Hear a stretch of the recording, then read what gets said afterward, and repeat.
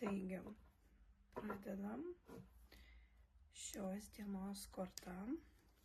Žiūrim visų pirma, kam jinai bus skirta.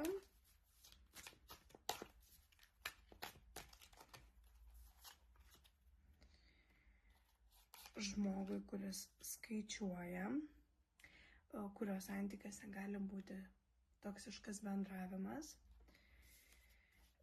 gali būti priklausomybės ir pinigų praradimas. Tas žmogus, kuris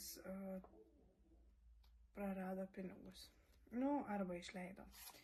Gerai, toliau žiūrim, kam tas, kuris myli, kuris gali būti, turi priklausomybę arba alkoholiui, arba aplamai turi priklausomybę kažkokią. Ir kortos nurodo, kad tai meilės korta. O kokia korta šios dienos? Nebūkite atsiskyręs. Kortos nurodo, nebūkite atsiskyręs atsiskyrusiam, nes kitu atveju nebūsit pastebėtas, ir jeigu nebūsit pastebėtas, tai gali būti arba pastebėta, gali būti, kad bus problemų su finansais, tiesiog jas galite prarasti.